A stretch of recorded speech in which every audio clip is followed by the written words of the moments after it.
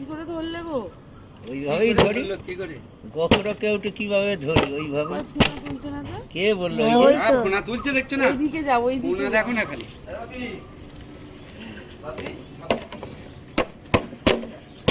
কি শাক? কেউটে না না। এই তো ফোনা দেখো। কেউটে ছোট হবে না। এই দেখ, এই দেখ, এই দেখ। এই তো বাচ্চা তো। বাচ্চা কি হবে? কোথায় ধরলে? কারখানা দে বলছে। যাও তো ঢুকবো তো কারখানা। যাবো।